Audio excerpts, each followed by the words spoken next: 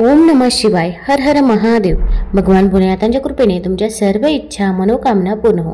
आज आहे शनी अमावस्या, तर मी तुम्हाला शनिदेवांची कथा सांगणार आहे. त्यामुळे व्हिडिओ स्किप न करता शेवटपर्यंत जरूर बघा. चॅनलवरती नवीन असाल तर चॅनल लाईक करा आणि सबस्क्राईब देखील करा. तसेच कमेंटमध्ये हर हर महादेव किंवा ओम शनिदेवाय नमः लिहायला विसरू नका, जेणेकरून आपल्याला देखील भगवान भोलेनाथांचा आणि शनिदेवाचा आशीर्वाद हा प्राप्त होईल. शनिदेव म्हणतात, 7:30 लागल्यावर मी एका क्षणात कोणाला कसे गरीब बनवतो आणि एका क्षणामध्ये कसे श्रीमंत बनवतो या संबंधीची कथा आहे. तर आजची ही कथा खूप ज्ञानवर्धक आणि माहितीपूर्वक आहे, त्यामुळे व्हिडिओला संपूर्ण नक्की बघा. असं म्हणतात की स्वर्गलोकांमध्ये एके दिवशी शनिदेव आणि माता लक्ष्मी यांच्यामध्ये मतभेद चालू होता. लक्ष्मी माता म्हणू लागली की मी श्रेष्ठ आहे, तर शनिदेव म्हणू लागले की मी श्रेष्ठ आहे. दोघांमध्ये जेव्हा निर्णय होऊ शकला नाही की कोण श्रेष्ठ आहे, तेव्हा त्यांनी पृथ्वीवर जाऊन एखाद्या इमानदार राजाकडून त्यांचा न्याय करून घेण्याचा निर्णय घेतला. त्यावेळेला पृथ्वीवर प्रयागराज या ठिकाणी हर्षवर्धन नावाचा राजा राज्य करत होता. ते त्यांच्या न्यायासाठी खूप मोठ्या प्रमाणामध्ये प्रसिद्ध होता. शनिदेव आणि माता लक्ष्मी हर्षवर्धन राजाजवळ गेले आणि त्यांना त्यांची समस्या देखील सांगितली. त्यांनी सांगितलं की आम्हा दोघांमध्ये हे सिद्ध होत नाहीये की आमच्यामध्ये नक्की श्रेष्ठ कोण आहे. कृपया तुम्ही या गोष्टीचा निर्णय करा. शनिदेव आणि माता लक्ष्मीचं बोलणं ऐकून राजा हर्षवर्धन मोठ्या धर्मसंकटात अडकले. त्यांना समजतच नव्हतं की दोघांमध्ये मोठं कोणाला म्हणावं. जर शनिदेवाला मोठे सांगितले तर माता लक्ष्मी रुसेल आणि माता लक्ष्मी रुसली तर माझ्या राज्याची सर्व धनसंपत्ती ही नष्ट होऊन जाईल, आणि जर शनिदेवाला नाराज केलं तर शनिदेव त्यांचा कोप करून माझं पूर्ण राज्य नष्ट करून टाकेल.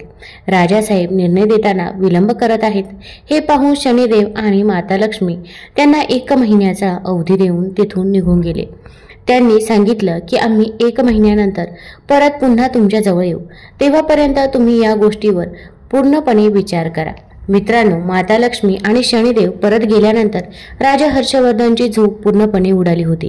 ते प्रत्येक क्षणी फक्त याच गोष्टीचा विचार करायचे की 1 महिन्यानंतर जेव्हा शनिदेव आणि माता लक्ष्मी परत येतील तेव्हा मी कोणाला श्रेष्ठ सांगू, मी काय निर्णय देऊ. राजा हर्षवर्धन समोर खूप बिकट परिस्थिती होती. त्यांना माहीत होतं की एकाला मोठे सांगितलं तर दुसरा नाराज होईल आणि त्यांच्यावर, त्यांच्या राज्यावर त्याचं खूप मोठं संकट येऊ शकतं. राजा हर्षवर्धनची यशोमती नावाची पत्नी होती. ती पतीला अत्यंत चिंतेत पाहून राणीनं विचारलं, महाराज, तुम्ही कोणत्या गोष्टीने इतके त्रस्त दिसत आहात? कृपया तुमचे जे काही दुःख असेल तर ते मला सांगावे. राजाने त्याच्या पत्नीला सर्व हकीकत सांगितली. राणीने राजाला एक मार्ग सांगितला. हे बघा राजासाहेब, तुम्ही स्वतः कोणालाही मोठा किंवा छोटा सांगू नका. त्यांच्या त्यांच्या जागेवरती दोघेही श्रेष्ठ आहेत. त्यांच्यामध्ये मोठा कोण आहे या गोष्टीचा निर्णय तुम्ही त्यांच्यावरच सोडा. तुम्ही एक काम करा, तुम्ही एक सोन्याचं आणि चांदीचं सिंहासन बनवा. दोन्ही सिंहासनं तुमच्या डाव्या आणि उजव्या बाजूला ठेवा. सोन्याचं सिंहासन तुम्ही तुमच्या सिंहासनाच्या उजव्या बाजूला लावा, तर चांदीचं सिंहासन डाव्या बाजूला लावा. 1 महिन्यानंतर जेव्हा शनिदेव आणि माता लक्ष्मी येतील तेव्हा माता लक्ष्मी तुमच्या उजव्या बाजूचं आसन ग्रहण करतील, कारण माता लक्ष्मी ही माता स्वरूप आहे, आणि शनिदेव तुमच्या डाव्या बाजूला बसतील. जेव्हा ते तुम्हाला विचारतील तेव्हा त्यांना कोणत्याही प्रश्नाचे उत्तर हे देऊ नका. जेव्हा ते खूप जास्त विचारतील तेव्हा त्यांना म्हणा की तुम्ही तुमच्या श्रेष्ठतेचा निर्णय स्वतःच घेतला आहे. मी काय उत्तर देऊ? राणी यशोमतीचं बोलणं राजाला पुरेपूर पटलं होतं. दर्शक मित्रांनो, 1 महिन्यानंतर माता लक्ष्मी आणि शनिदेव राजाच्या दरबारात आले तेव्हा तेच घडलं जसं राणीने सांगितलं होतं. माता लक्ष्मी तर सोन्याच्या सिंहासनावर विराजमान झाली आणि शनिदेव चांदीच्या सिंहासनावर. जेव्हा त्यांनी दोघांमध्ये श्रेष्ठ कोण आहे या बाबतीत राजाजवळ निर्णय मागितला तेव्हा राजाने सांगितलं की तुम्ही दोघांनी स्वतःच तुमच्यामध्ये मोठा छोटा कोण आहे याचा निर्णय सांगितला आहे. यामध्ये मी तुम्हाला काय सांगू शकतो? दर्शक मित्रांनो, हे ऐकून शनिदेव नाराज होऊन तिथून निघून गेले. माता लक्ष्मी राजाला म्हणाली, हे पुत्र शनिदेव तुमच्यावर नाराज झाले आहेत, त्यामुळे तुमच्यावर खूप मोठं संकट येऊ शकतं.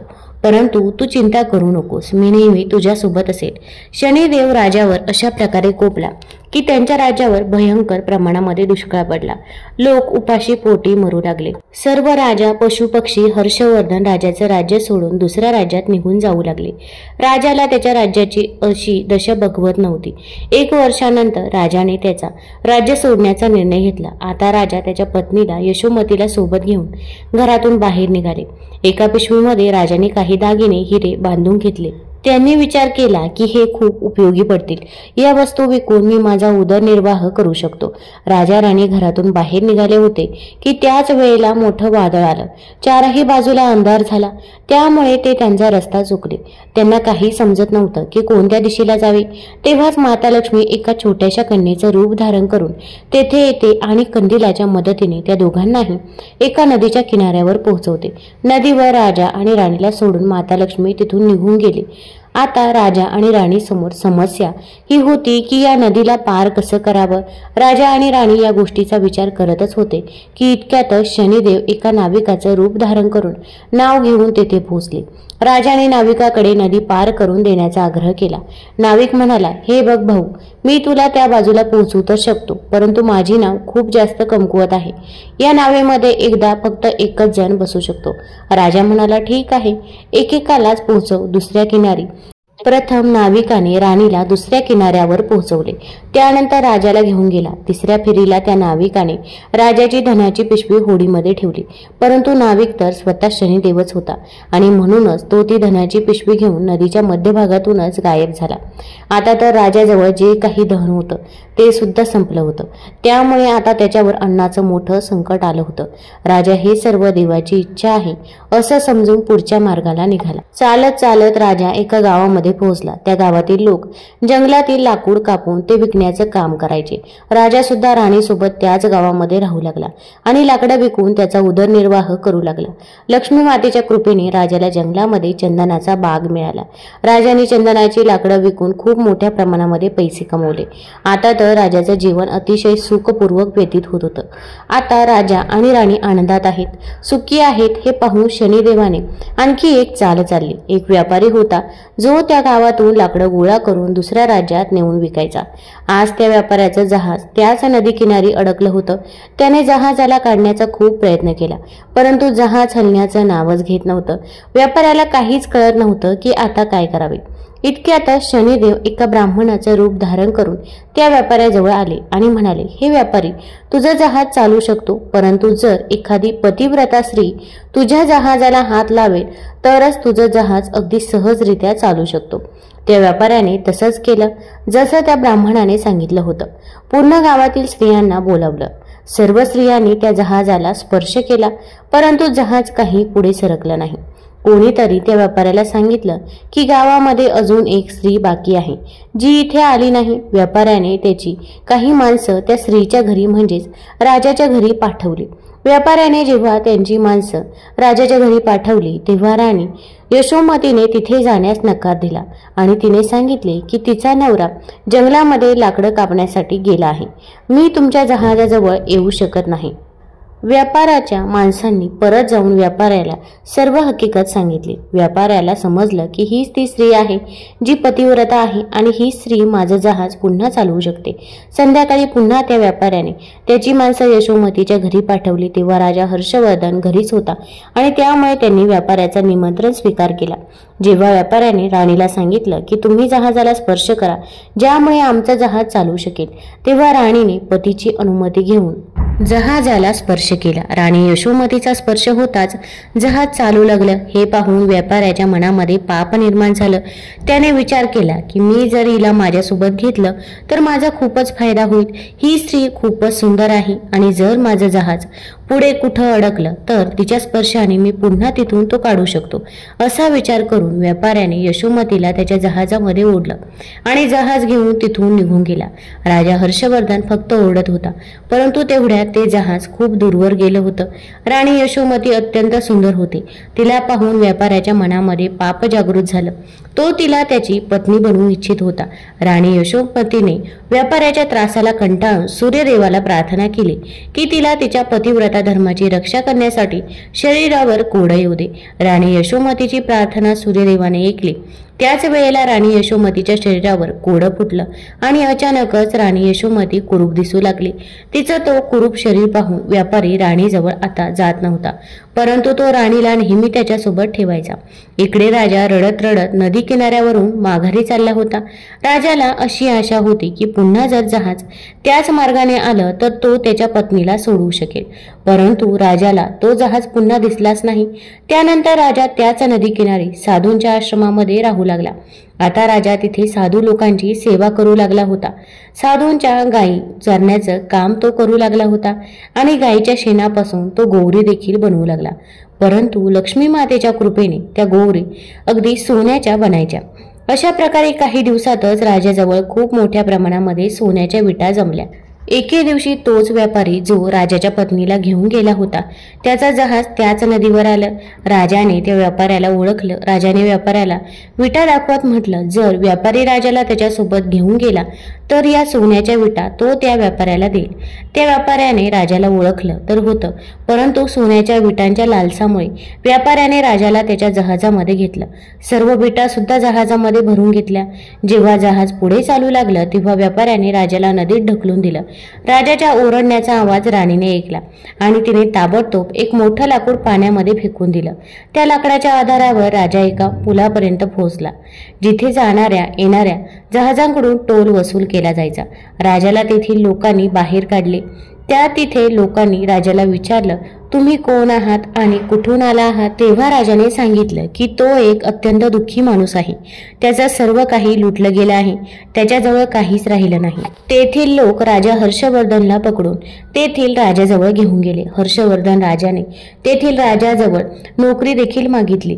मग हर्षवर्धनला त्याच्याजवळ बागेमध्ये एका मावळ्याचं काम दिलं. दर्शक मित्रांनो, त्या राजाची एक पुत्री होती. तिच्यासाठी नित्यनियमाने सुंदर फुलांचा गजरा एक माळीण घेऊन यायची. एके दिवशी राजकुमारीने माळणीला विचारलं की हल्ली गजरे कोण बनवत असतो? खूपच सुंदर गजरे असतात. माळिनीने राजकुमारीला सांगितलं की एक नवीन नोकर आला आहे जो खूपच सुंदर गजरे बनवतो. राजकुमारीने त्या नोकराला पाहण्याची इच्छा व्यक्त केली. जेव्हा तिने राजा हर्षवर्धनला पाहिले तेव्हा राजकुमारी त्याच्यावर मोहित झाली आणि राजासोबतच विवाह करण्याचा तिने हट्ट धरला. तिला राजाने खूप नकार दिला, परंतु जेव्हा राजकुमारी ऐकत नाही हे राजाला समजलं तेव्हा त्याने नाईलाजाने दोघांचं लग्न लावून दिलं आणि जंगलामध्ये एक घर त्यांना दिलं. हळूहळू वेळ पुढे सरकू लागला. काही दिवस असेच निघून गेले. तेव्हा राजा हर्षवर्धन राजकुमारीला म्हणाला, असं नुसतं बसून राहणं मला आवडत नाही. तू तुझ्या वडिलांना सांग की मला जहाजाचं टोल वसूल करण्याचा करार मिळवून द्या. राजकुमारीने तेव्हा तिच्या वडिलांना हे सांगितलं तेव्हा राजा सुद्धा म्हणाला की ठीक आहे, आता हर्षवर्धन येणाऱ्या जहाजांकडून टोल वसूल करायचा. अशाच प्रकारे जेव्हा 7 वर्ष निघून गेले, शनिदेवाचा प्रभाव जेव्हा संपायला आला तेव्हा व्यापाऱ्याचं जहाज तिथेच आलं. तेव्हा हर्षवर्धनने तो जहाज थांबवला. व्यापाऱ्याला हे पाहून खूप राग आला. तो ताबडतोब तक्रार घेऊन राजाजवळ पोहोचला. राजाने जेव्हा हर्षवर्धनला विचारलं की त्याने व्यापाऱ्याचं जहाज का जाऊ दिलं नाही तेव्हा हर्षवर्धनने सांगितलं, महाराज, या व्यापाऱ्याने माझ्या सोन्याच्या विटा घेतल्या आहेत. हा माझ्या सोन्याच्या विटा देत नाही. राजा म्हणाला, तुझ्याकडे काय पुरावा आहे की या व्यापाऱ्याजवळ ज्या विटा आहेत त्या तुझ्याच आहेत? तेव्हा हर्षवर्धन म्हणाला, महाराज, तुम्ही याला दरबारात सर्वांसमोर बोलवा. त्या विटा एका बाजूने जोडल्या गेलेल्या आहेत. जर तो व्यापारी त्या विटा खोलू शकला तर त्या सर्व विटा त्याच्या, आणि जर तो त्या विटा खोलू शकला नाही तर त्या विटा मी उघडून दाखवेल. व्यापारी त्या सर्व विटा दरबारामध्ये घेऊन आला. राजा व्यापाऱ्याला म्हणाला, जर या विटा तुझ्या असतील तर तू या विटा उघडून दाखव, आणि जर तू या विटा उघडू शकला नाहीस तर तुझ्याकडून या विटा घेण्यात येतील. मित्रांनो, तो व्यापारी संध्याकाळपर्यंत त्या विटा उघडण्याचा प्रयत्न करत होता, परंतु त्याच्याकडून एक सुद्धा वीट उघडली गेली नाही. शेवटी जेव्हा रात्र व्हायला आली तेव्हा राजाचा जावई हर्षवर्धन याची वेळ आली आणि त्याने काही क्षणातच ती वीट उघडून दाखवली. तेव्हा राजाने विचारलं की तू कोण आहेस? तेव्हा राजा हर्षवर्धनने सर्व कथा सांगितली की महाराज, मी आणि माझी पत्नी यशोमती आम्हा दोघांना या व्यापाऱ्याने फसवलं आहे आणि माझ्या पत्नीला यशोमतीला याने माझ्याकडून हिसकावून घेतलं आहे. कृपया तुम्ही मला माझी राणी मिळवून द्या. दर्शक मित्रांनो, राजाने व्यापाऱ्याला सांगून ताबडतोब यशोमतीला आणण्यास सांगितले आणि व्यापाऱ्याला पकडून त्याला कठोर शिक्षा सुनावण्यात आली. राणी यशोमतीने पुन्हा सूर्यदेवासमोर प्रार्थना केली की माझं पूर्वीचं रूप मला परत करावं. मित्रांनो, भगवान सूर्यदेवाच्या कृपेने राणी पुन्हा सुंदर झाली. राजाने आदरपूर्वक हर्षवर्धन राजाला खूप मोठ्या प्रमाणामध्ये धनदौलत देऊन त्याचा निरोप घेतला. राजा पुन्हा त्याच्या राज्यात परत आला आणि पुन्हा राजसिंहासनावर विराजमान झाला. एके दिवशी शनिदेव आणि माता लक्ष्मी तेथे प्रकट झाले. शनिदेवाने राजा हर्षवर्धनला म्हटलं, राजन, आम्हा दोघांची स्पर्धा तर एक निमित्त होतं. आम्ही तुमच्या सत्याची परीक्षा घेऊ इच्छित होतो. आता मी तुम्हाला सांगतो की असे कोणते लोक आहे ज्यांचा नाश कधीच होत नाही. नंबर 1, विपत्तीमध्ये सुद्धा जो धर्माचा आणि सत्याचा त्याग करत नाही त्याचा कधीच नाश होत नाही. कठीण प्रसंगात देवता सुद्धा त्याची मदत करतात. नंबर 2, गरिबी आल्यावर सुद्धा जो व्यक्ती अन्यायाचा मार्ग स्वीकारत नाही, पापी मार्गाने जो धन कमवत नाही, असा व्यक्ती देवतांचा सदैव कृपापात्र ठरतो. मी त्याचं कधीच वाईट करत नाही. त्याचबरोबर अशा व्यक्तीवर माता लक्ष्मीची कृपा सदैव टिकून राहते. नंबर 3, धनसंपत्ती आल्यानंतर सुद्धा जो त्याचा अभिमान, त्याचा गर्व करत नाही, गुरुजनांचा, दीनदुबळ्यांचा जो अपमान करत नाही, मी त्यांचं कधीच वाईट करत नाही. मी नेहमीच त्यांची मदत करत असतो. माझ्या कृपेने लोक क्षणातच धनवान बनतात आणि क्षणातच कंगाल सुद्धा बनतात. त्यानंतर शनिदेवाने त्या राजाला आशीर्वाद दिला की तुझं राज्य आता संपन्न होऊन जाईल. धनधान्याची, दौलतीची तुझ्या राज्यामध्ये कोणत्याही प्रकारची कमतरता नसेल. तुझी प्रजा नेहमी आनंदात असेल आणि कधीच दुःख, दारिद्र्यता तुझ्या राज्यावर येणार नाही. राजाला वरदान देऊन शनिदेव आणि माता लक्ष्मी तिथून निघून गेले. त्यामुळे जेव्हा आपली देखील शनीची 7.5 चालू असते तेव्हा शनिदेव देखील आपली परीक्षा बघत असतात आणि नंतर आपल्याला आपल्या कर्माचे फळ हे मिळतच असते. कहाणी संपत शनिवारची. एका परमेश्वरा शनिदेवा तुमची कहाणी. आटपाट नगर होतं. तिथं एक आपला गरीब ब्राह्मण राहत होता. त्याला 3 सुना होत्या. पावसाळ्याच्या दिवशी तो लवकर उठे, लेकी सुनांना सुद्धा शेतावर घेऊन जाई, धाकट्या सुनेला मात्र घरी ठेवी. याप्रमाणे करता करता श्रावण मास आला. पहिल्या शनिवारी ब्राह्मण आपल्या नित्याप्रमाणे शेतावर गेला. जाताना घरी सुनीला सांगितलं की मुली आज शनिवार आहे, माडीवर जा, घागरी मडक्यात काही दाणे पहा, थोडेसे काढ, दळून त्याच्या भाकरी कर, केणी कुरडूची भाजी कर, तेरड्याचं बी वाटून ठेव. सुनेनं बरं म्हटलं. माडीवर दाणे पाहू लागली. अर्ध्या भाकरीपुरते दाणे निघाले. तेवढेच तिने दळले. त्याच्या लहान लहान भाकऱ्या केल्या, केणी कुरडूची भाजी केली, तेरड्याचं बी वाटलं नि सासू सासऱ्यांची वाट पाहत बसली. इतक्यात तिथं शनिदेव कुष्ट्याच्या रूपाने आले आणि म्हणाले, बाई माझं सर्व अंग ठणकत आहे, माझ्या अंगाला तेल लाव, ऊन पाण्यानं आंघोळ घाल, काहीतरी खायला दे. तिला त्याची दया आली. बरं म्हणाली. घरात गेली. 4 तेलाचे थेंब घेतले, त्याच्या अंगाला तेल लावलं, वाटलेलं बी लावून ऊन पाण्यानं आंघोळ घातली, भाकरी खाऊ घातली, त्याचा आत्मा थंड केला. तसा कुष्ट्यानं तिला आशीर्वाद दिला. तो काय दिला, तुला काही कमी पडणार नाही म्हणून म्हणाला. आपलं उष्ट वळसणीला खोचलं व शनिदेव अदृश्य झाले. नंतर काही वेळाने घरी सासू सासरी, दिरा जावा आल्या. त्यांनी सर्व तयारी उत्तम पाहिली, संतोषी झाल्या. आपल्या घरात तर काहीच नव्हतं. मग हे असं कशानं झालं म्हणून आश्चर्य करू लागले. दुसऱ्या शनिवारी ब्राह्मण दुसऱ्या सुनेला घरी ठेवलं. सगळी माणसं घेऊन शेतावर गेला. इकडे काय मौज झाली. शनिदेवांनी मागच्यासारखंच कुष्ट्याचं रूप घेतलं. ब्राह्मणाच्या घरी आले.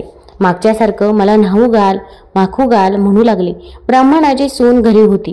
ती त्याच्याशी बोलू लागली. बाबा, आम्ही काय करावं, आमच्याजवळ काही नाही.